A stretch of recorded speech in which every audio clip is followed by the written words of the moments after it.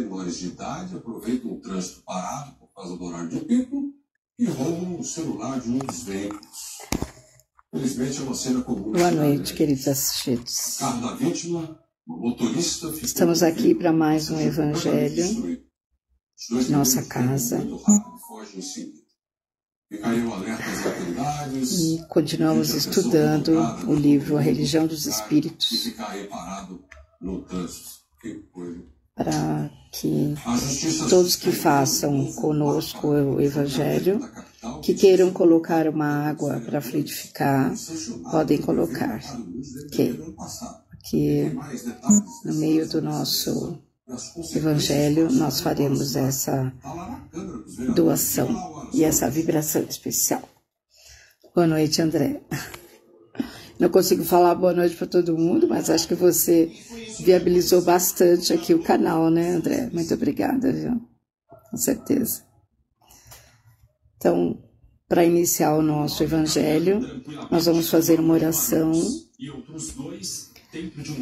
pedindo aos nossos mentores, os mentores desta casa, Nova Era, mentores de cada um de nós aqui presente, que nós possamos ter a grande oportunidade de estudar e viabilizar os ensinamentos de Jesus através do seu Evangelho. Os investigadores analisaram ainda milhares de sinais de telefones celulares que possamos ser assistidos por todos os nossos benfeitores, para que possamos estar bem nesse belo aprendizado. Ok. Então, nosso estudo hoje é do livro Religião dos Espíritos, é a lição 37. Ela está na página 177, para quem tem o livro, e ela se chama Contradição. Contradição, a gente foi procurar um pouquinho o que quer dizer, né? Contradição. É exatamente um procedimento oposto daquilo que a gente acredita. É uma atitude oposta, né? Na verdade, é uma falta de nexo ou de lógica a respeito do que a gente pensa, é uma incoerência. E como nós sempre lembramos, o livro Religião dos Espíritos, ele foi escrito, psicografado por Chico Xavier, pelo espírito de Emmanuel. E Emmanuel se reportou nas reuniões públicas, e essa reunião pública aconteceu no dia 29 de junho de 1959. E ela relata a questão 770. E eu vou dar uma lida para que a gente possa compreender o que vem após aqui, né? Essa questão 777, ela está no capítulo 7 do Livro dos Espíritos.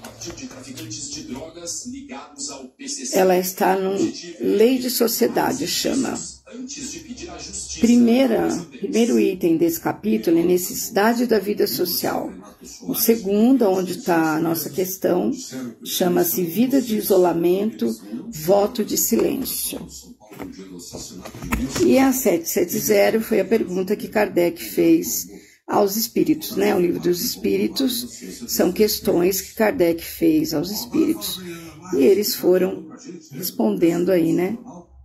E ele pergunta, mas se esse retraimento tem por um fim uma expiação, com a imposição de penosa renúncia, não é meritório? E os espíritos respondem, fazer maior bem do que o mal que se tenha feito.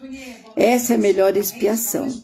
Com esse retraimento, evitando o mal, o homem cai em outro, pois esquece a lei de amor e caridade, lei divina, né? Então, a lei de isolamento é quando a pessoa prefere viver mais sozinha do que em sociedade, né? E os espíritos dizem que esse retraimento precisamos fazer maior bem do que o mal, okay? Porque essa é a melhor expiação. Então, fazer o bem, nós estaremos cumprindo uma parte da nossa missão por aqui. Com esse retraimento, evitando o mal, o homem cai em outro, pois esquece a lei de amor e caridade. Então, às vezes, saímos. Eu queria que vocês falassem se estão me ouvindo bem. Por favor, Josete, Ana, Karina, estão me ouvindo bem? A máxima prevista para a capital é de 31 graus, com 30 milímetros de chuva. A gente já teve isso. Então, já que nós vemos a questão 770, que fala da lei do isolamento, né? Vamos ler o que Emmanuel nos retrata aqui sobre esse tema. Ele começa assim: muitos companheiros, a pretexto... Legal, Josete, obrigada. Muitos companheiros, a pretexto de se guardarem contra o mal, evitam contatos com esse ou aquele círculo de serviço, caindo frequentemente em males de maior monta. Então, aqui, Emmanuel vai retratar através de Chico o que é que nós fazemos quando entramos em contradição conosco mesmo, né? E principalmente contra a lei de amor e caridade. Então ele fala, muitos companheiros, a pretexto de se guardarem contra o mal, evitam contatos com esse ou aquele círculo de serviço, caindo frequentemente em males de maior monta.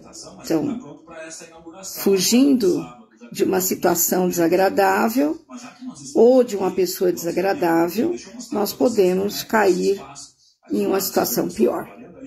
E para isso, ele continua, quase sempre recorrem a negativas de várias espécies. Dizem-se pecadores, mas fogem deliberadamente ao ensejo que lhes propicia a aquisição de virtude. Afirmam-se devedores, quando, nesse aspecto, lhes cabe maior diligência na solução dos compromissos de que se oneram. E ele continua. Declaram-se inúteis, ausentando-se dos quadros de trabalho em que poderiam mostrar os préstimos de que são mensageiros.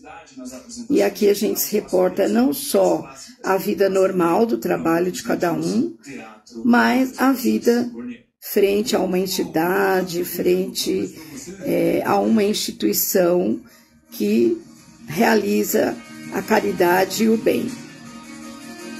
Então, às vezes as pessoas se declaram inúteis. Eu não vou porque eu não estou legal, eu não posso fazer parte, eu não estou pronto para esse trabalho, né? Essa é a verdade, fugindo daquele trabalho que lhe é realmente conferido. E Emmanuel continua.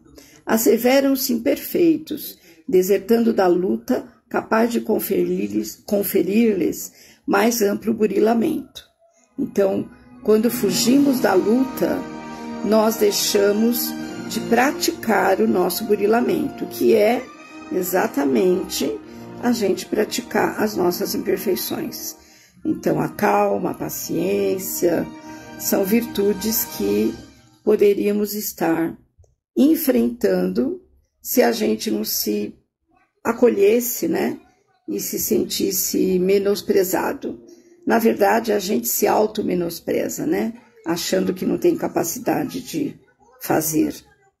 Às vezes nada, né, vamos ver. Escrevem longas confissões de remorso, sem ânimo de gastar ligeiros minutos na reparação dos erros em que se anunciam incursos. Proclamam-se cansados, esquecendo-se de que assim exigem mais dura cooperação dos semelhantes, em diversas ocasiões, muito mais fatigados do que eles mesmos. Então, hoje a gente até pensa, as pessoas proclamam-se sempre cansadas, esgotadas, né? Sem ânimo para fazer alguma coisa, Mas será que isso tudo não é se tornar, se esquivar daquilo que poderia fazer? Será que a gente não coloca esse crivo, né? Esse lenço de escuridão para que a gente não entre realmente no trabalho que a gente precisa fazer? É isso que Emmanuel coloca aqui, né? Intitulam-se doentes, reclamando o sacrifício dos outros. Inculcam-se por vítimas do desencanto, veiculando o pessimismo com que esmagam as esperanças alheias. Então, a cada frase aqui, a gente vai podendo ir se enxergando, né? O que é que realmente nós estamos fazendo em contradição àquilo que é a lei da caridade e do amor. Vamos pensar friamente nisso, né? Porque somos ainda muito imperfeitos, totalmente imperfeitos, e precisamos, dentro do nosso burilamento, melhorar essas nossas condições por aqui hoje encarnados. É nisso que Emmanuel chama a nossa atenção em relação ao isolamento, né? Nós podemos nos isolar estando fechados em casa, sem comunicação, sem receber ninguém, como também nós podemos nos isolar mesmo frente a uma grande multidão. Existem os dois lados, né? Categorizam-se por neurastênicos, angustiados, sem compaixão para com aqueles que lhe suportam a bile. Então, a bile é algo que o fígado despeja, né? Quando alguma coisa não está legal no estômago, no intestino. Eu sei, porque já perdi a vesícula, né? Então, hoje quem produz a minha bile é meu fígado, e não mais a vesícula, né? Então, ele coloca aqui, categorizam-se por neurastênicos angustiados. Nossa, páreo duro, né? Neurastênicos angustiados. Sem compaixão para com aqueles que lhe suportam a bile. Eu vou lembrar de hoje, encontrei um funcionário nosso no elevador, e a gente tá falando do calor que tá acontecendo, né? Muito quente. E ele disse a seguinte frase: a gente não tem muito o que se queixar. Imagina alguém que está enfermo em cima de uma cama, que não pode levantar e às vezes não tem ninguém que cuide. Então, eu pensei, né? Eu falei, realmente é uma reflexão daquilo que nós temos hoje, podemos fazer e que alguns não têm. Então, é muito sério isso, né? Associa um pouquinho aqui com o que Emmanuel escreveu através de Chico. Acreditam-se perseguidos por espíritos inferiores, sem jamais ofertar-lhes qualquer recurso de amor à renovação. Isso a gente presencia muito no amor, no acolhimento fraterno, né? Às vezes, os nossos espíritos inferiores, nossos espíritos que achamos que são obsessores, muitas vezes eles vêm por nos ensinar alguma coisa. Nós precisamos entender isso, né? Que eles não estão aqui só para nos prejudicar. E se eles estão nos prejudicando, é sinal de que um dia nós podemos também ter prejudicado eles. Então, o entendimento é muito importante nessa fase, né? Lamentam-se, colecionam queixumes, exageram sintomas, excusam-se e choram. E aqui a gente lembra de quando a gente lamenta das coisas que passamos, né? Quando ficamos só lamentando, sem acreditar que isso pode mudar, se nós mudarmos, na verdade, né? E aqui na estrofe, um parágrafo, né?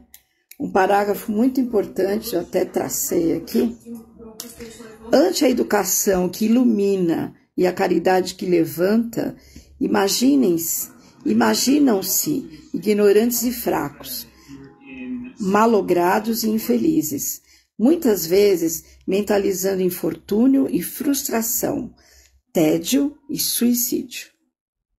Então, é algo para a gente, como a gente falava na escola, né? Pensar em casa, né?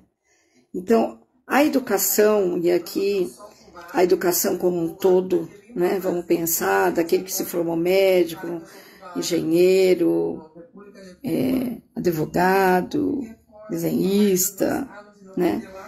A educação é que trouxe essa luz para essas pessoas. E a caridade, né, é que levanta essas pessoas. E aí nós vamos pensar nos ensinamentos de Jesus, através dos cursos, através das palestras, né? Como essa educação ilumina as pessoas, né? Nós temos muitas pessoas assistidas na nossa casa que falam, né, que ao adentrar a nossa casa, ao fazer o tratamento, se sentiram aliviados, se sentiram protegidos, porque abriram o espaço, né, para aprender, porque a educação os iluminou através das palestras, principalmente, né? Ele pôde entender aquilo que estava acontecendo com ele. E se a gente não abre essa oportunidade, nós podemos realmente ser muito infelizes. E muitas vezes a gente pode mentalizar só coisas que não são boas, muito tristes. E aí vindo a frustração, o tédio e talvez até o suicídio, né? Que é o fechamento de todo esse sentimento que não é legal. Tá? E Emmanuel coloca mais um pouco, e aí é muito importante isso também. Transitam aqui e ali a desconfiança e o desânimo, sentindo-se habitualmente desamparados e incompreendidos, destacando-se onde surjam a maneira de sensitivas ambulantes, temendo ciladas e tentações. Então, se a gente caminha por esse caminho sem luz, sem a prática da caridade, realmente a gente vai ter sensações não benéficas e a gente vai temer sempre ciladas e tentações, né? Como se a gente imaginasse que a cada dia nós vamos cair numa emboscada, na verdade. E hoje à tarde eu assisti uma palestra sobre essa lição e o palestrante disse o seguinte, que marcou para mim. Nós somos seres pecadores, né? Somos seres que ainda estamos em aprendizado. Somos aprendizes do Evangelho, os aprendizes do Evangelho de Jesus. E aí ele colocou o seguinte, será que os evangelistas, os discípulos de Jesus, estavam preparados? Será que eles sabiam totalmente aonde iam chegar? Mas eles enfrentaram tudo isso junto a Jesus. Não só durante a sua vida, os seus últimos 3 anos aqui na Terra, como também pós o seu desencarne. E eles não estavam preparados, como nós, né? Mas eles foram se preparando aos poucos, foram ouvindo a palavra de Jesus, foram vivenciando aquilo que ele estava vivendo, aquilo que ele estava passando, e venceram de uma certa forma, né? A gente tem vários relatos aí de vários desencarnes dos seguidores de Jesus que logo após o desencarne encontraram a luz, foram iluminados em função daquilo que eles passaram ou pretenderam passar. É claro que é uma situação lógica daquele momento, né? Daquela vivência, daquele momento que Jesus viveu. Mas quantos de nós, espíritos encarnados hoje, encontramos também uma bonança aí após o desencarne, né? A gente vê às vezes até pelas psicografias, né? Pelas mensagens que chegam de vários entes queridos nossos.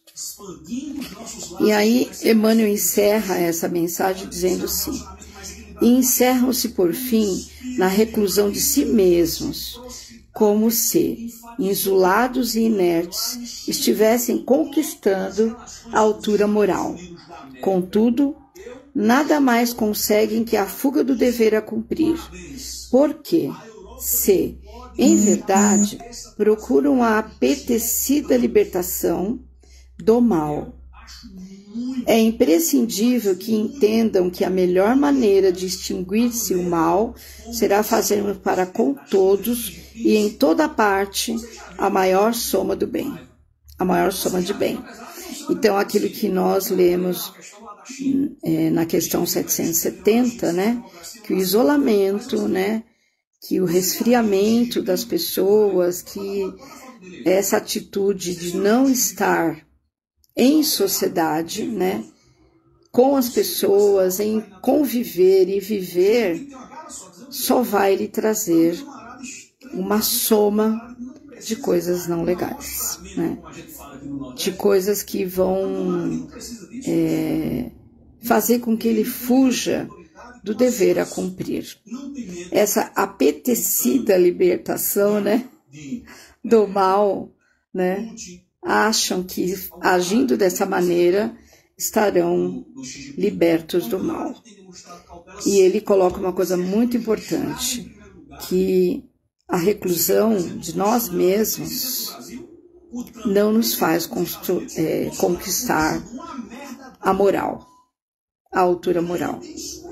Então, enclausurar-se, né, trabalhar as nossas contradições, né, é muito importante, porque se nós estamos acreditando em algo, devemos seguir e não usar de uma maneira contrária aquilo que a gente acredita. Essa contradição é muito séria em relação ao que precisamos fazer nesta encarnação, neste momento. Eu encerro por aqui. Não sei que horas são, mas nós estamos... Desculpa, voltei. Estamos aí, né? E aí nós vamos passar agora para o livro do Evangelho segundo o Espiritismo, que foi codificado por Kardec, né?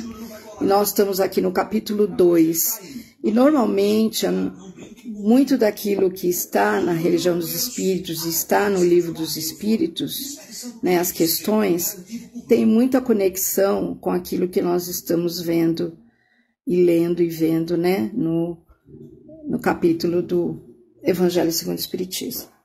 Então, no capítulo 2, o tema é: meu reino não é deste mundo. Isso é uma afirmação de Jesus, né, que nós já conhecemos, que está em João, e está aqui no capítulo 18, né, aqui. Eu vou só repassar esse primeiro aqui para a gente entender um pouquinho. Tornou-se, pois, a entrar Pilatos no pretório, e chamou a Jesus e disse-lhe: Tu és o rei dos judeus?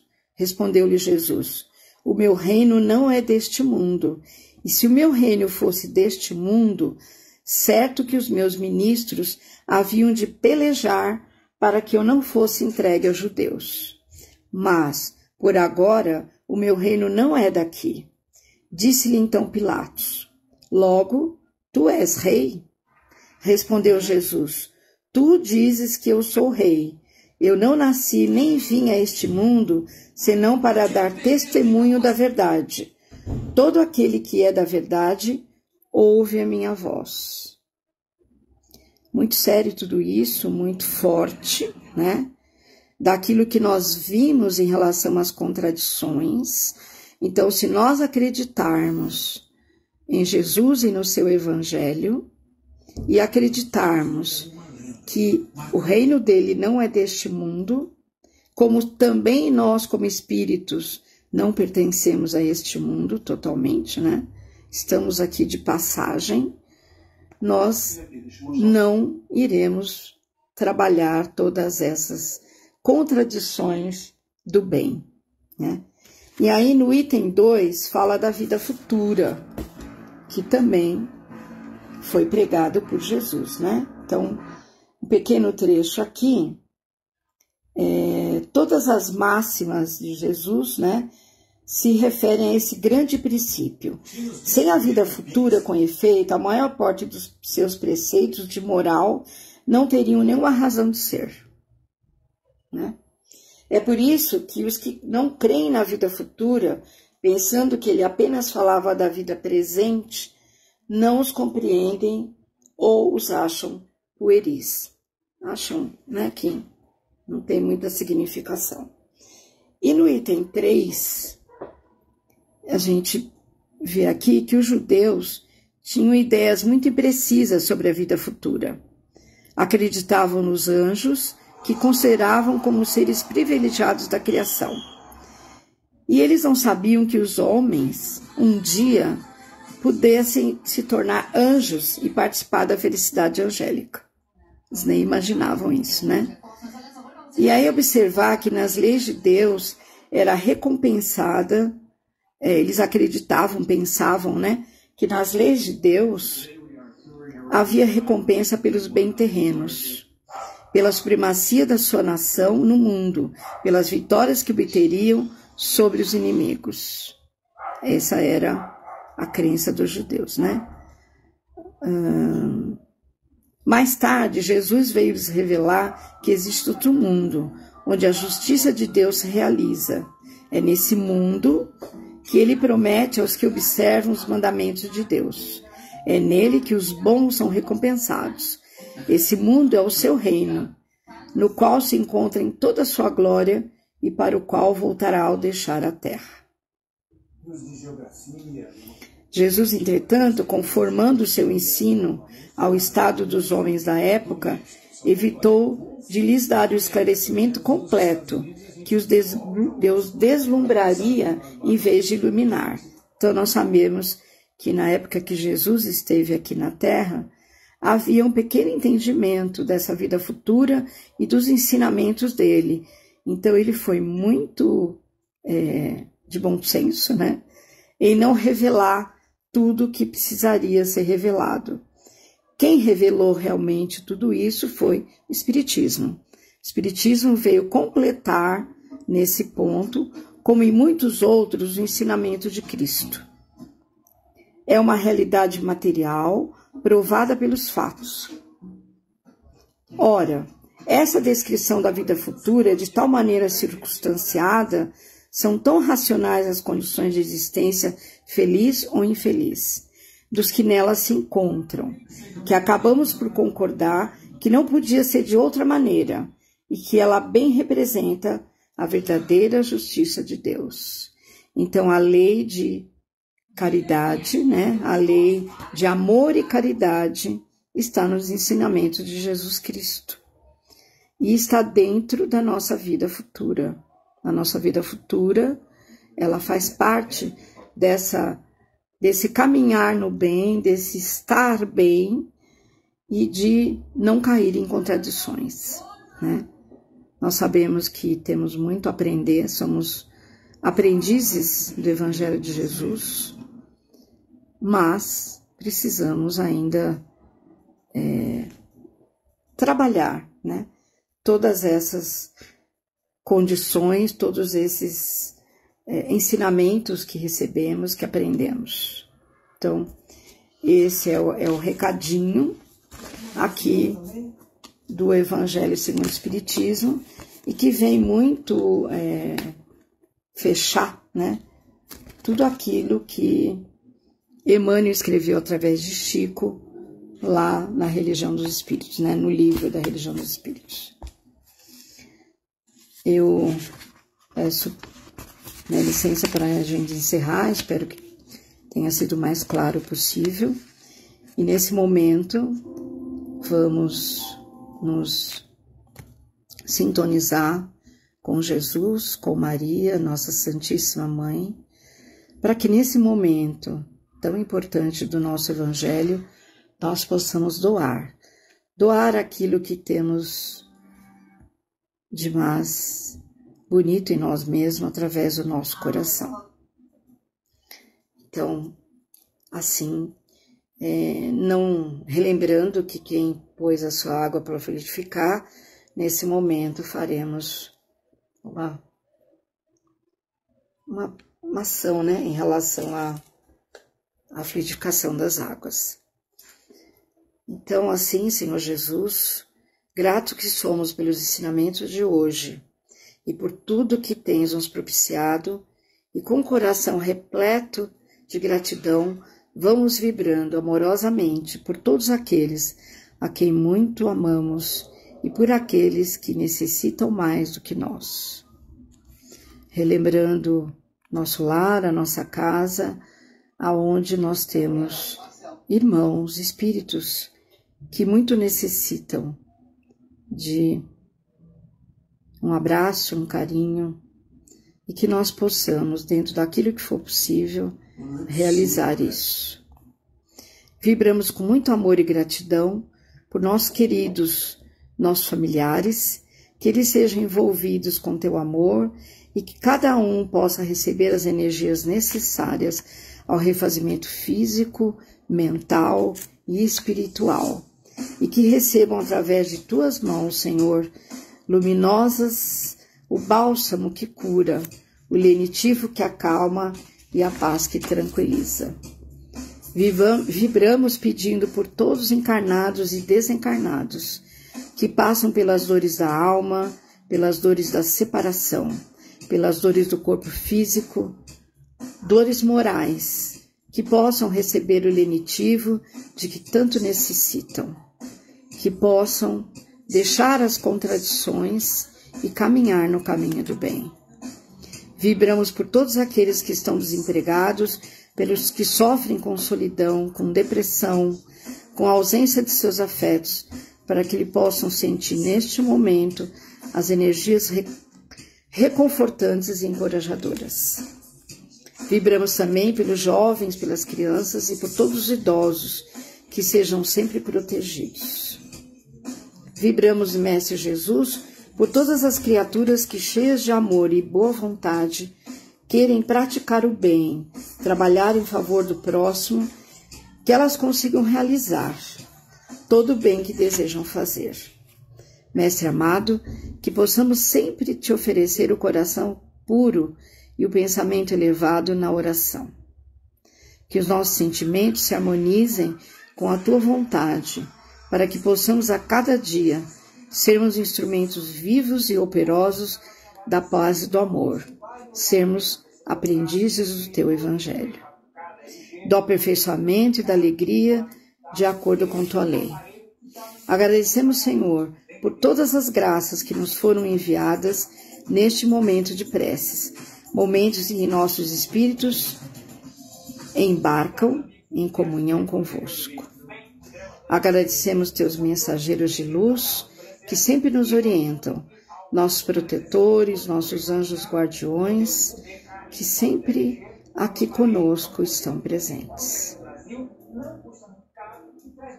E assim, Senhor, vibramos por nós mesmos, para que possamos sempre galgar o caminho do bem. Vibramos por todas essas águas que estão nos lares de nossos assistidos, para que nela possa estar o bálsamo da cura, o bálsamo de que tanto precisam e procuram. E assim, encerramos esse evangelho de hoje, orando a nossa prece das fraternidades. Nosso Divino Mestre e Salvador, fortalecei-nos e amparai-nos, para que possamos auxiliar as forças do bem a transformar este mundo. Veneráveis mensageiros celestiais, auxiliares de Jesus, fortalecei-nos e amparai-nos, para que possamos auxiliar as forças do bem a transformar este mundo. Pai nosso, Criador nosso, fonte eterna de amor e de luz, fortalecei-nos e amparai-nos, para que possamos auxiliar as forças do bem a transformar este mundo. Agradecemos a toda a espiritualidade presente, a Maria, nossa mãe, a Jesus, nosso irmão, e a Deus, nosso Senhor, que aqui possamos transformar e galgar o nosso caminho do bem. Que assim seja, graças a Deus. Encerramos nosso evangelho de hoje. Agradeço a presença de todos, não dá para falar o nome de todo mundo, mas que possamos estar juntos, né, com os nossos futuros colegas, né, a partir da semana que vem. E em dado momento voltarei, com certeza. Muito obrigada. Fiquem bem, fiquem com Deus. Que essa noite possam receber o bálsamo da proteção de Jesus. Assim seja. Boa noite.